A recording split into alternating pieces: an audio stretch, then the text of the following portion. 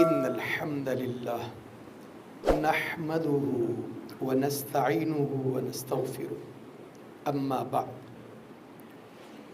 اللهم صل على محمد وعلى آل محمد كما صليت على إبراهيم وعلى آل إبراهيم إنك حميد مجيد اللهم بارك على محمد وعلى آل محمد كما باركت على إبراهيم وعلى آل إبراهيم إنك حميد مجيد أعوذ بالله من الشيطان الرجيم يا أيها الذين آمنوا اتقوا الله حق تقاته ولا تموتن إلا وأنتم مسلمون وقال الله عز وجل يا أيها الناس اتقوا ربكم الذي خلقكم من نفس واحدة وخلق منها زوجها وبث منهما رجالا كثيرا ونساء واتقوا الله الذي تساءلون به والأرحام إن الله كان عليكم رقيبا وقال الله سبحانه وتعالى يا أيها الذين آمنوا اتقوا الله وقولوا قولا سديدا يصلح لكم أعمالكم ويغفر لكم ذنوبكم ومن يطع الله ورسوله فقد فاز فوزا عظيما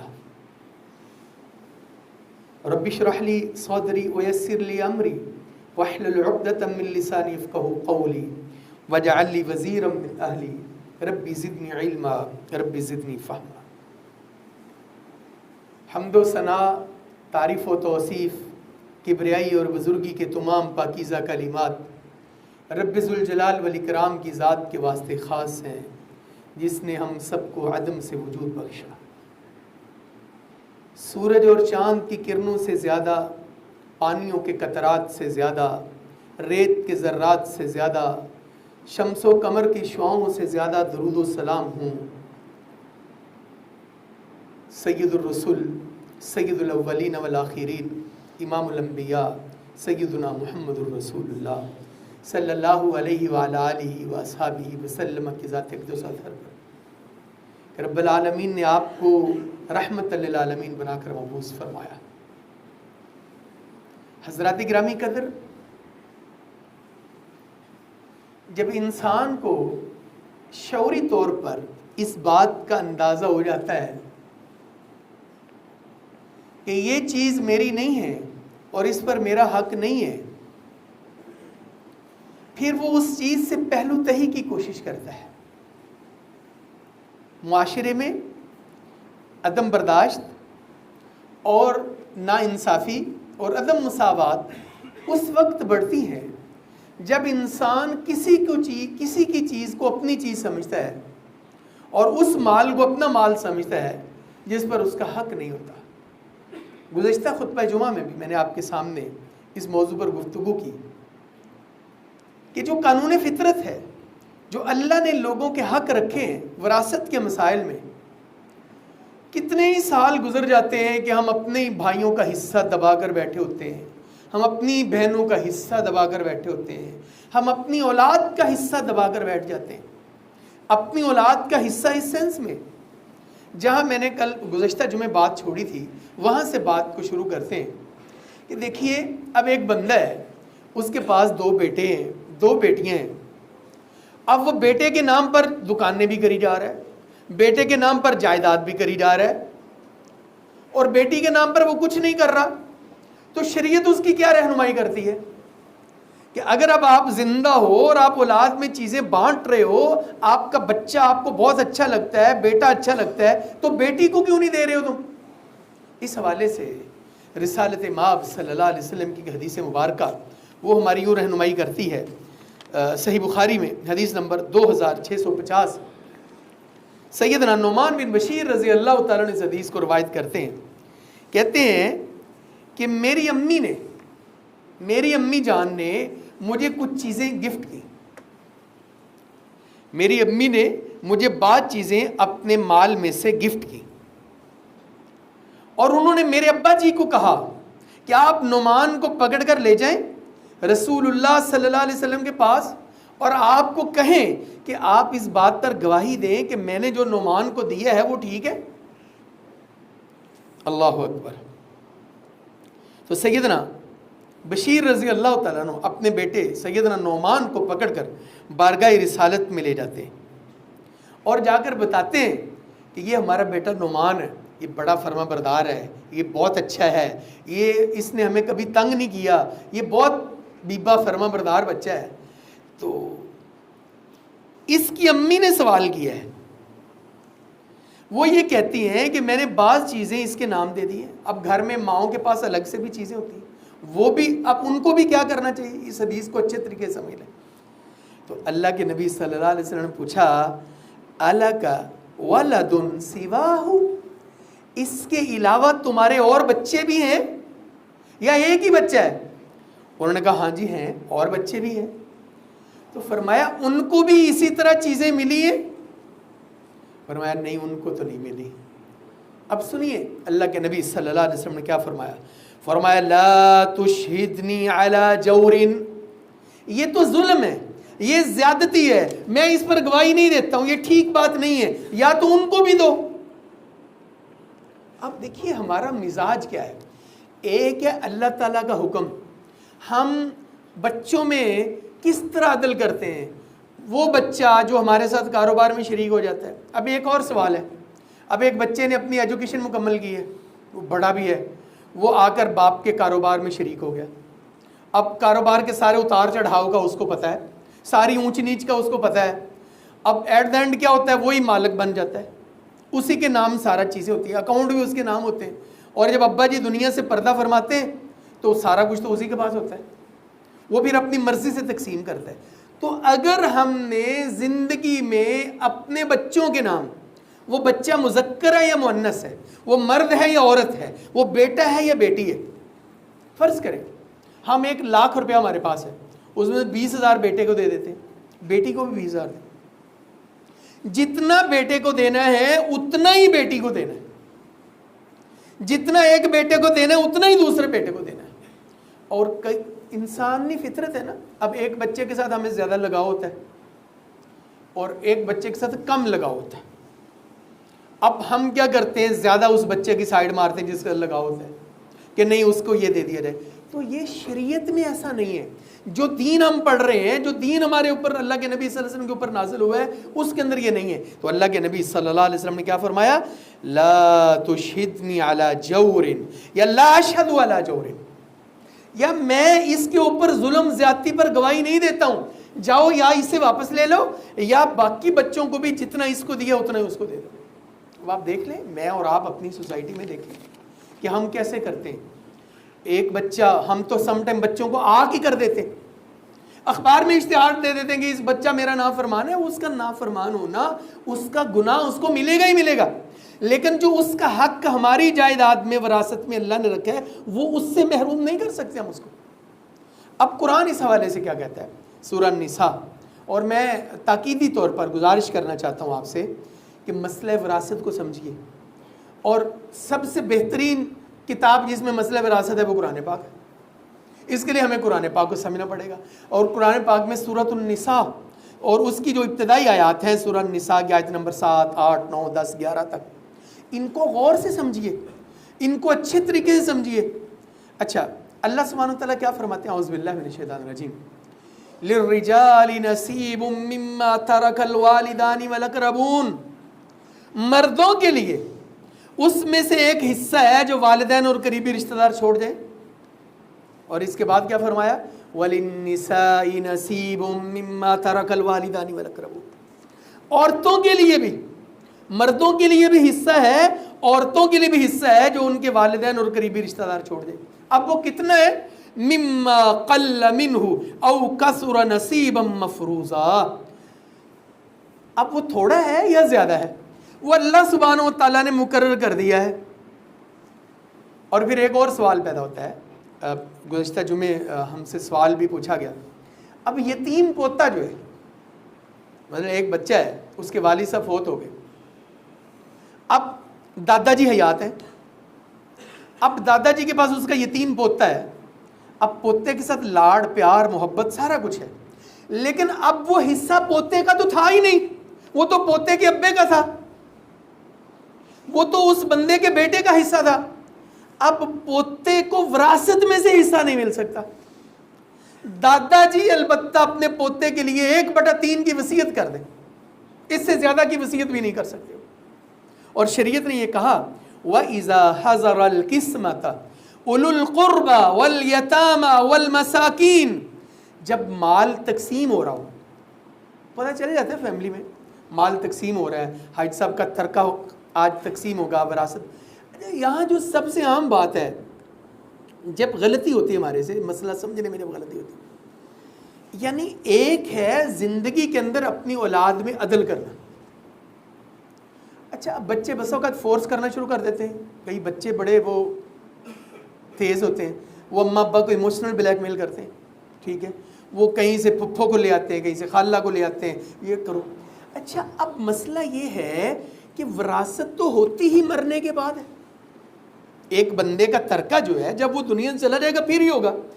دنیا میں زندہ رہتے ہوئے جب اس نے اپنی اولاد میں چیزیں تقسیم کرنی ہے تو اس کو عدل کرنا پڑے گا، اور اس کو ایسی کوئی غلط وصیت نہیں لکھنی چاہیے. اگر کوئی ایسی بندہ غلط وصیت لکھتا ہے اس کی شریعت میں کوئی حیثیت نہیں. اور کئی بندے نقلی وصیتیں لے کر آ جاتے ہیں، اور جی حاجی صاحب نے مجھے کہا تھا، جی انہوں نے آخری ٹائم مجھے یہ کہا تھا. جی تو وہ حاجی صاحب کون ہوتے ہیں کہنے والے؟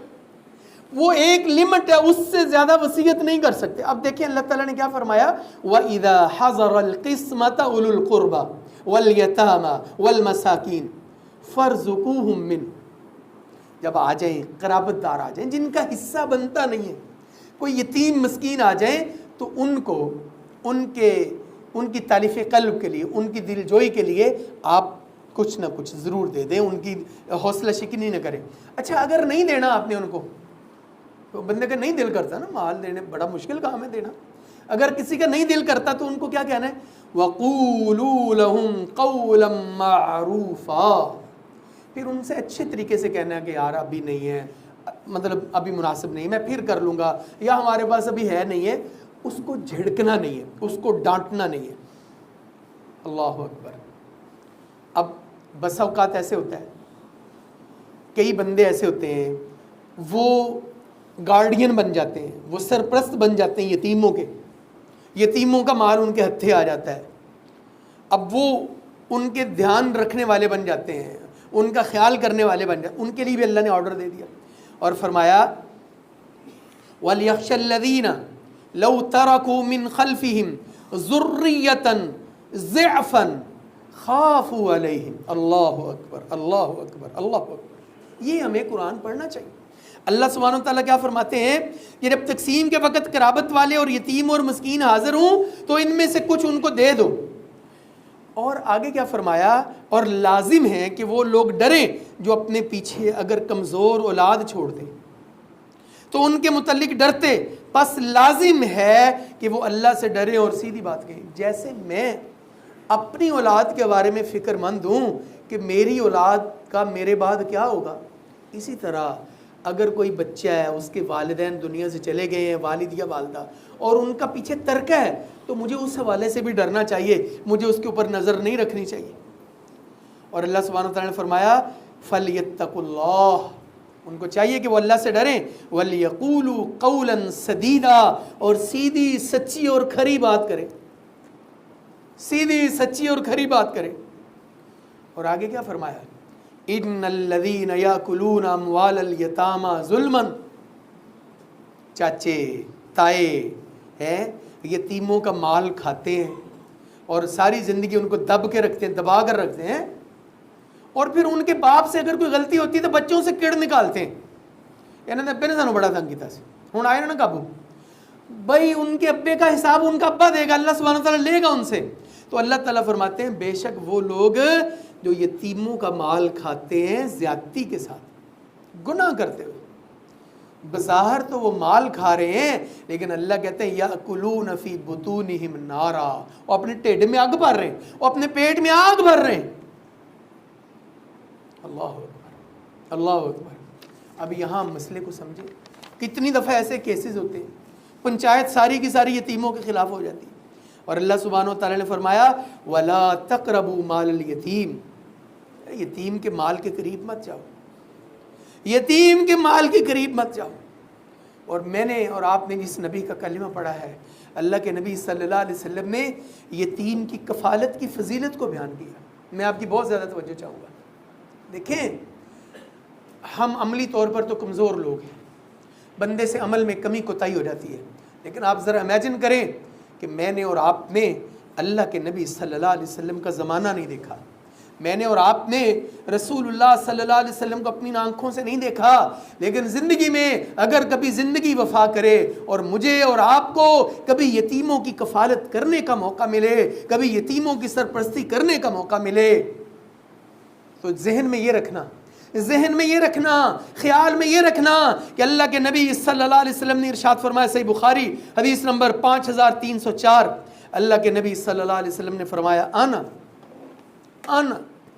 میں وکافل الیتیم، اور یتیم کی کفالت کرنے والا، فرمایا میں اور یتیم کی کفالت کرنے والا،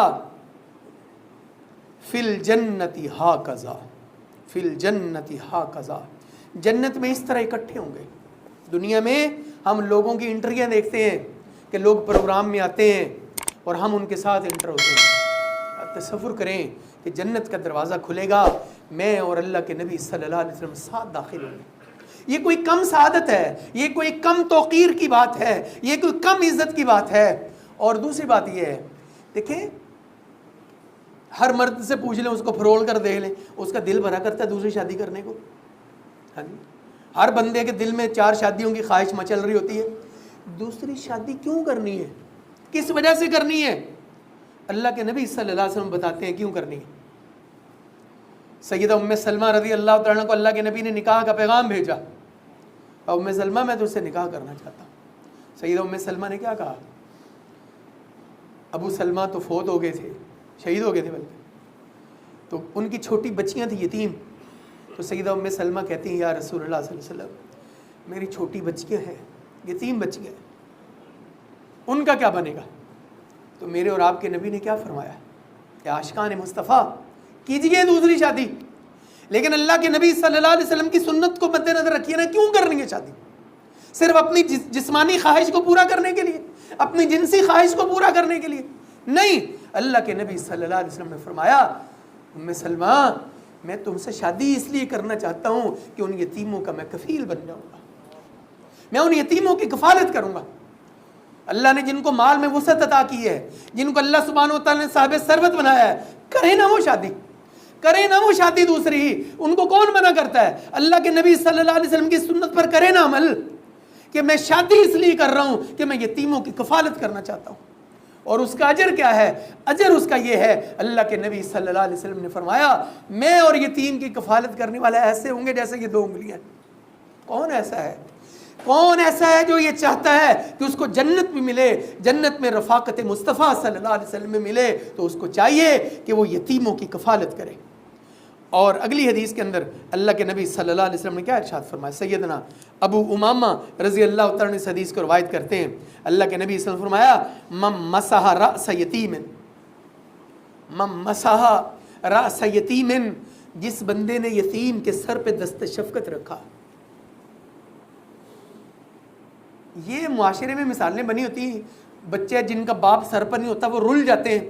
یار یہ جاہلیت کے معاشرے میں بچے رل جاتے ہیں، یہ مسلمانوں کا معاشرہ ہے، یہ اللہ کے نبی صلی اللہ علیہ وسلم کی امتیوں کا معاشرہ ہے۔ اللہ کے نبی صلی اللہ علیہ وسلم کیا فرما رہے ہیں؟ من مسح رأس یتیم لم یمسہ الا للہ، لیکن اس کا یتیم کے سر پر ہاتھ رکھنے کا مقصد اللہ کو راضی کرنا ہو، یتیموں کی دولت ہتھیانا نہ ہو، یتیم کی ماں اس کے پیش نظر نہ ہو، یتیم کی پراپرٹی اس کے پیش نظر نہ ہو۔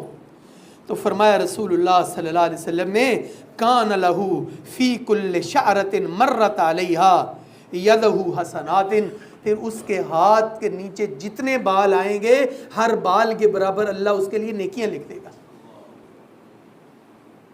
اے عاشقان مصطفیٰ صلی اللہ علیہ وسلم۔ اور آگے کیا فرمایا؟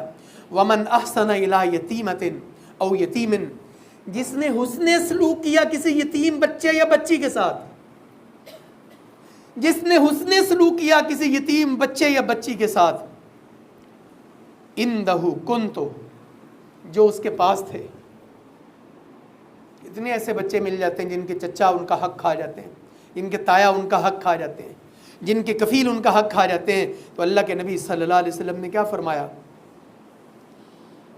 کنت انا وہو فی الجنت کہاتین، ایسے کہا میں اور وہ جنت میں ایسے داخل ہوں گے جیسے یہ 2 انگلیاں ہیں. آگے بڑھیے، اپنی نیتوں کو خالص کیجئے، اپنی نیتوں میں اخلاص پیدا کیجئے، بڑھیے. اگر دیکھیں ہم کسی کا آگے بڑھ کر ہاتھ تھامیں گے، کسی یتیم کی کفالت کریں گے، کسی یتیم کے آنسو پوچھیں گے، کسی کی دل جوئی کریں گے، کسی کی حوصلہ افزائی کریں گے، کسی پر کرم گستری کریں گے، کسی کے اوپر شفقت، دیکھیں اس کے پیچھے ایک سائنس ہے پوری. اور یہ بھی نہیں یقین سے کہا جا سکتا کہ آپ یتیم سے حسن سلوک کرو اور وہ بھی آپ سے کرے، نہیں.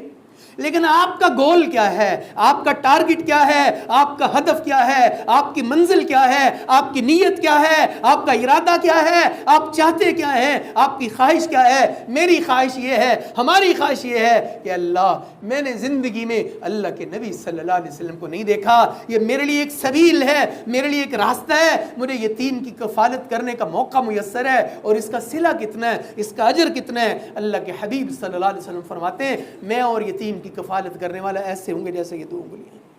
اللہ اکبر، اللہ اکبر.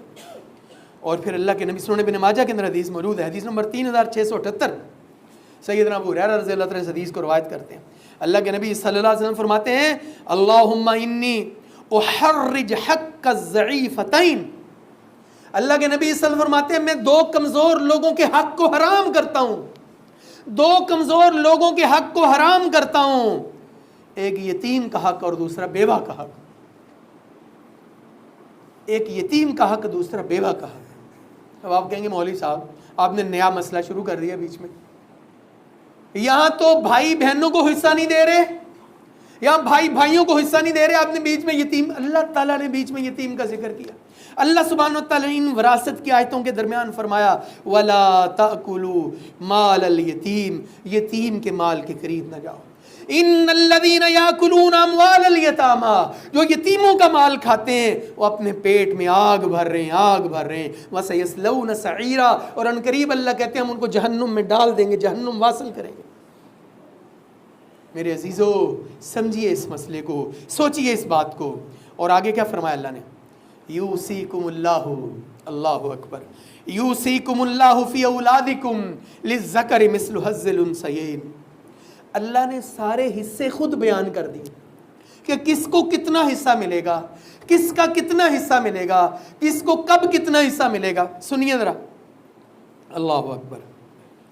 اللہ تمہیں تمہاری اولاد کے متعلق تاکیدی حکم فرماتا ہے. کیا فرماتا ہے؟ للذکر مثل حظ الانثیین، مرد کے لیے 2 عورتوں کے برابر حصہ ہے. فَإِن كُنَّ نِسَاءً فَوْقَ اثْنَتَيْنِ فَلَهُنَّ ثُلُثَا مِمَّا تَرَكَ. پھر اگر وہ 2 سے زیادہ عورتیں ہوں تو ان کے لیے 2/3 ہے اس مال میں سے جو فوت ہونے والے نے چھوڑا ہے. اللہ اکبر. اگر ایک عورت ہو تو اس کے لیے نصف ہے. اب ایک بندہ فوت ہو گیا، اس کی ایک بیٹی ہے، آدھا تو اس کو ہی ملے گا، آدھا حصہ اس کے جائیداد میں سے اس بچی کا ہے. اور فرمایا اس کے ماں باپ کے لیے، اب ایک بندہ فوت ہو گیا، اس کے ماں باپ زندہ ہیں، ان کے ماں باپ کا بھی حصہ مقرر ہے. ان کے ماں باپ اگر زندہ ہیں تو اس کے ترکے میں سے اس کے ماں باپ کا بھی حصہ مقرر ہے، اور وہ شریعت نے 6ٹھا حصہ مقرر کیا. یعنی اللہ سبحانہ و تعالیٰ نے ساری ونڈ نکال دی ہے، سارے مسئلے کو حل کر دی ہے. اب کئی بندے مجھ سے سوال کرتے ہیں.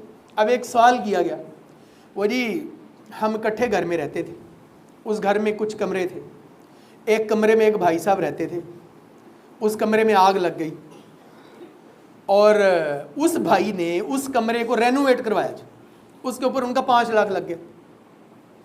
تو اب جب جائیداد تقسیم ہوگی تو پھر 5 لاکھ تو اس کا نہیں نا بنتا. کیوں نہیں بنتا بھائی؟ تمہیں پتہ ہے اس نے لگایا تھا.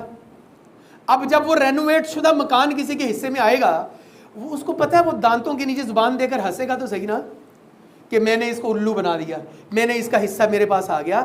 جب پتہ ہے کہ یہ اس نے لگایا ہے تو پہلے اس کو اس کا حصہ دیں گے.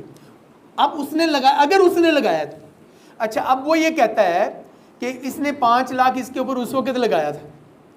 اب وہ کہتا ہے, اب اس کو بھی چاہیے کہ وہ کہے کہ ہاں یار اس وقت ہی میں نے لگایا تھا, اب میں نے یوز بھی کیا ہے, میں نے استعمال بھی کیا ہے, تو کسی تھرڈ پارٹی سے اس کا حساب کروا کر اس کا جو بنتا ہے, جتنا بنتا ہے اس کو ملنا چاہیے. تو اللہ سبحانہ و تعالیٰ ارشاد فرماتے ہیں پھر اگر کسی کی کوئی اولاد نہ ہو, ایک بندہ ایسا ہو جس کی اولاد نہ ہو لیکن اس کے ماں باپ ہوں, تو اس کے وارث اس کے ماں باپ ہی ہوں گے. پھر اس کی ماں کے لیے تیسرا حصہ ہے. یہ اللہ تعالیٰ نے, آپ اس کو پڑھیے گا, میں ہمیشہ اس بات پر زور دیتا ہوں کہ ہم لوگ قرآن کو سمجھ کر نہیں پڑھتے. ہم لوگ قرآن کو مردے بخشانے کے لیے پڑھتے ہیں, ہم لوگ قرآن کو برکت کے لیے پڑھتے ہیں, ہم لوگ قرآن خوانی کرتے ہیں. تو ہمیں چاہیے, اب جو بندہ زیادتی کرے گا وہ غور سے سن لے قرآن پاک کو.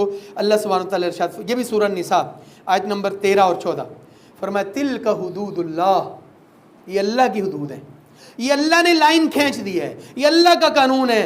وَمَن يُطِعِ اللَّهَ وَرَسُولَهُ يُدْخِلْهُ جَنَّاتٍ تَجْرِي مِن تَحْتِهَا الْأَنْهَارُ وَذَلِكَ الْفَوْزُ. اب جو اللہ کا حکم مانتے ہوئے اس تقسیم کے اوپر عمل کرے گا وہ کامیاب ہوگا. وَمَن يَعْصِ اللَّهَ وَرَسُولَهُ, اور جو اللہ اور اس کے رسول کی نافرمانی کرے گا, وَيَتَعَدَّ حُدُودَهُ, وہ اللہ کی حدود کی پامالی کرے گا, وہ کیا سمجھتا ہے بچ جائے گا؟ سوال ہی پیدا نہیں ہوتا. يُدْخِلْهُ نَارًا خَالِدًا فِيهَا, اللہ سبحانہ و تعالیٰ اسے جہنم میں داخل کریں گے اور وہ اس میں ہمیشہ رہے گا. وَلَهُ عَذَابٌ مُّهِينٌ, اور اس کے لیے رسوا کرنے والا عذاب ہے, رسوا کرنے والا عذاب, دردناک عذاب ہے.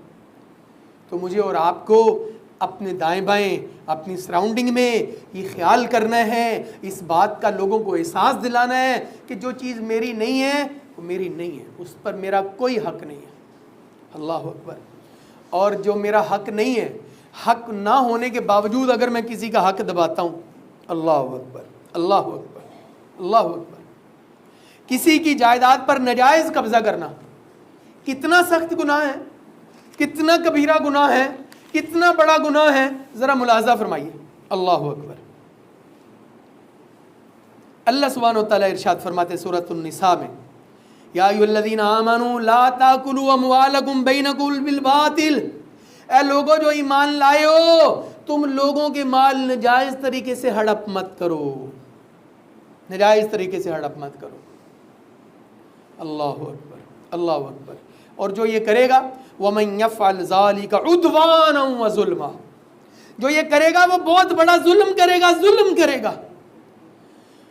اور جو یہ ظلم کرے گا, اللہ فرماتے ہیں فَسَوْفَ نُصْلِيهِ نَارًا, ہم انہیں عنقریب جہنم میں واصل کریں گے. وَمَن يَظْلِم مِّنكُمْ نُذِقْهُ عَذَابًا كَبِيرًا, سورہ فرقان. اور جو بندہ ظلم زیادتی کرے گا, کسی کے ساتھ ناحق کرے گا, اللہ کہتے ہیں ہم اسے بڑا عذاب چکھائیں گے. اللہ اکبر, اللہ اکبر. اور سیدنا خزیمہ بن ثابت رضی اللہ تعالیٰ, اللہ اکبر, اللہ اکبر. یہ کون ہے بھلا خزیمہ بن ثابت؟ سبحان اللہ, سبحان اللہ. سیدنا ثابت بن قیس کے بیٹے, اور ثابت بن قیس کمال آدمی تھے. سیدنا خزیمہ بن ثابت وہ صحابی ہیں جن کو اللہ کے نبی صلی اللہ علیہ وسلم نے ذو شہادتین کا لقب دیا, کہ ایک طرف 2 بندوں کی گواہی, ایک طرف خزیمہ اکیلے کی گواہی. کیوں؟ ایک دفعہ اللہ کے نبی صلی اللہ علیہ وسلم منڈی میں ایک بندے سے جانور خرید رہے تھے, گھوڑا یا گدھا, بھاؤ تاؤ کر رہے تھے, ریٹ طے ہو گیا. آپ نے فرمایا آؤ بھائی میں تمہیں پیسے دیتا ہوں. وہ پیچھے پیچھے ہو لیا.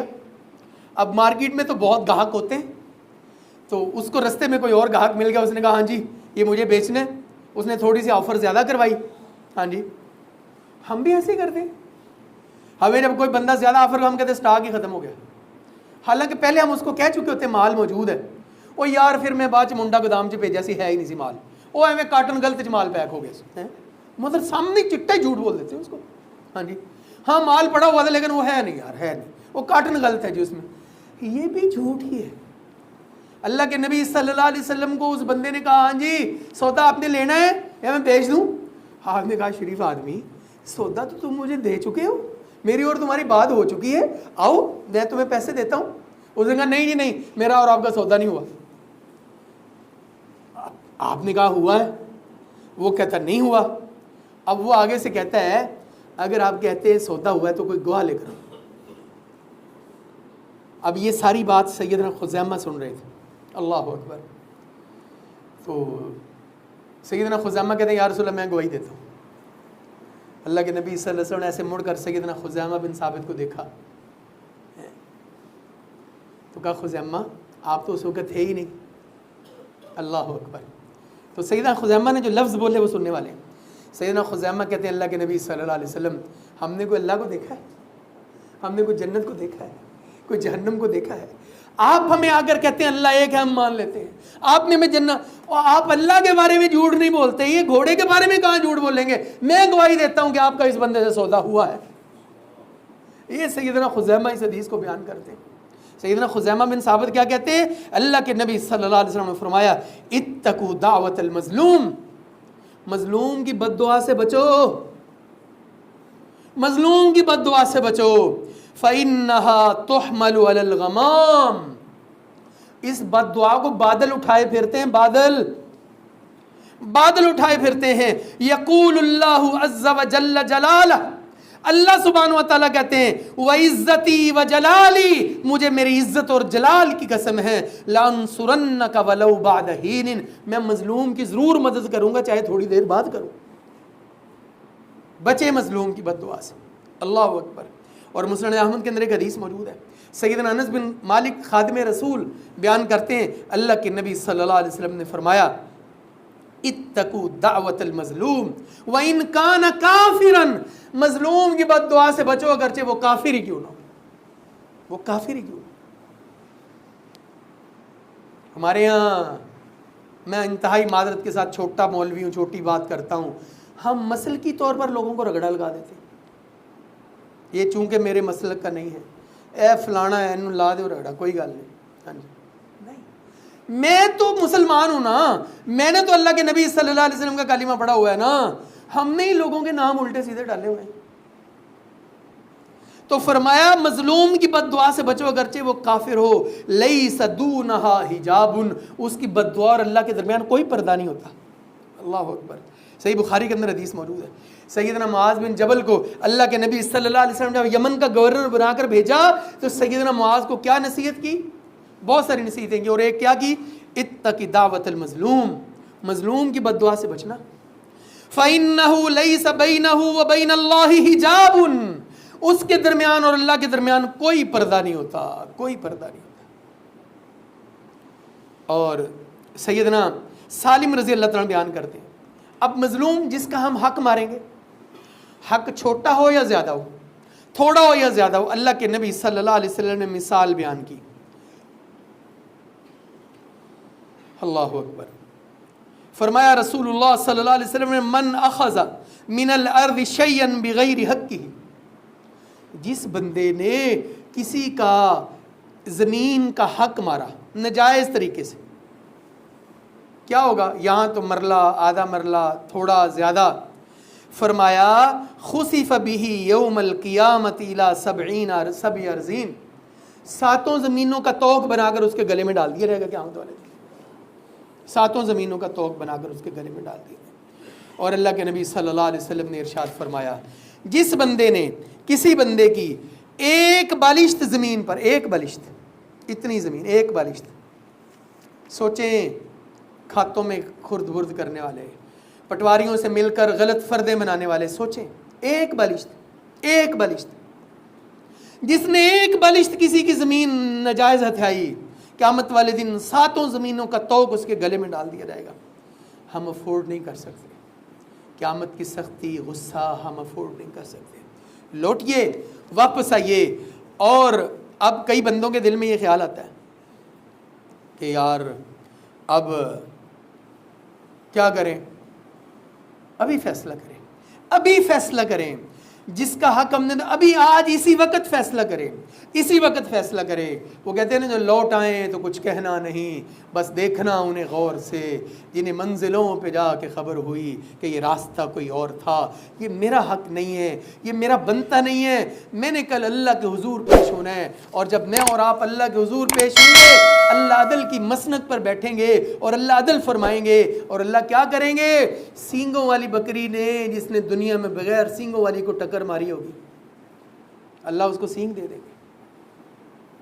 نہ کریں، واپس آ جائیں۔ اللہ تعالیٰ مجھے اور آپ کو کہنے سننے سے زیادہ عمل کرنے کی توفیق عطا فرمائے۔ وآخر دعوانا الحمدللہ رب العالمین۔